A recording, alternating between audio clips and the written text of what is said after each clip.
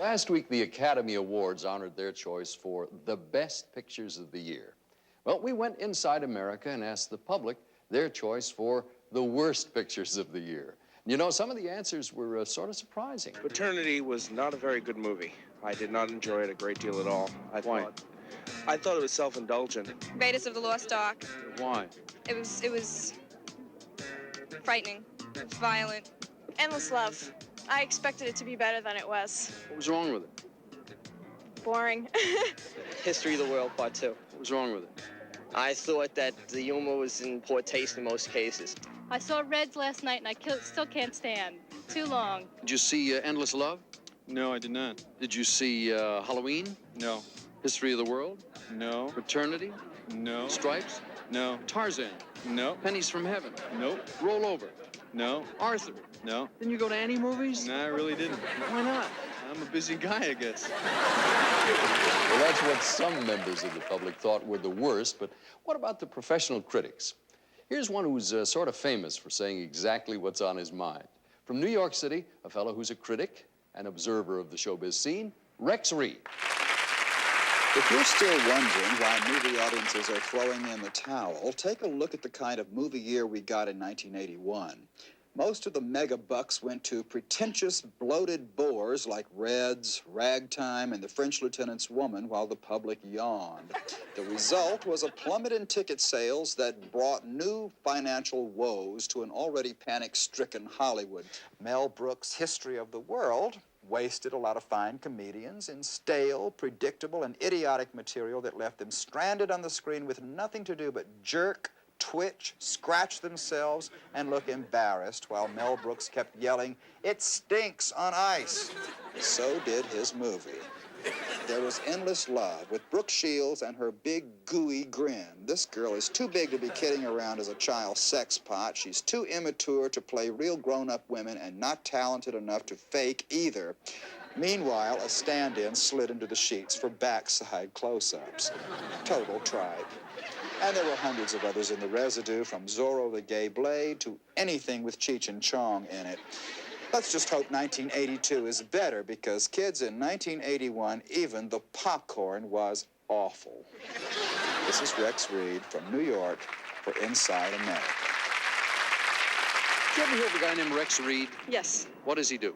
He sings, and he was just in Pirates of Penzance. In the 8th decade of the 20th century of the present era, there lives a creature in the domain of his illustrious patron. Can you guess the true owner of Star Pet? They say a pet looks like its owner. Now, this pet is a Siamese cat named Trouble. Which of John Derek's wives is the owner of this beautiful cat? Bo Derek, Linda Evans, or Ursula Andress? Well, if you guessed Linda, you're right.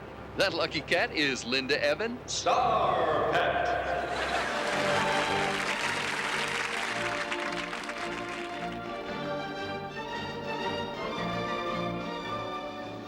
You know, when Johnny came marching home from the war in Vietnam, there's no one there to shake his hand.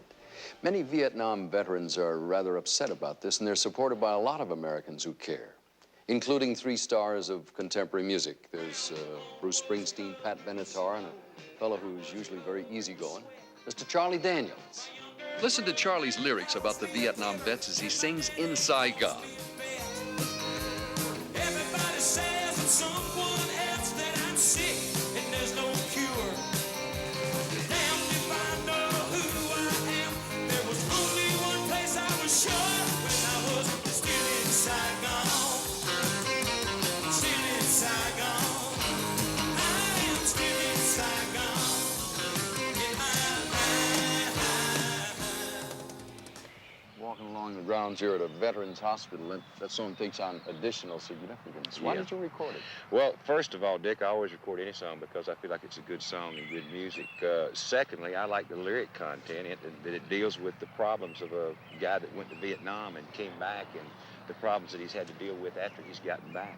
Are you the least bit worried that taking a stand on that issue might alienate some of your fans? No, I'm really not, because it's reality, it's true, and unless reality offends somebody, I don't think the song should. Charlie, what do you think the U.S. government and people in general owe Vietnam veterans? Well, first of all, I think recognition that there are fighting men that went and fought for this country, whether you agree with the war or whether you don't, which I happen not to, but I certainly am not against the people that went and fought it. I think the government needs to acknowledge that there is a problem, and just the people of the United States need to open their arms. I think that would do an awful lot to help out. Charlie, how are you dealing with this as an artist? Isn't it true that you and Pat Benatar and Bruce Springsteen are giving concerts? Have you given your concert? Well, yes, I have done one concert. We have some more planned, and I know Bruce has done one, and I don't know if Pat has yet or not. I know it's been planned for her to do one, and there has been a mention of all three of us doing one together. You going to do it? I certainly hope so. Well,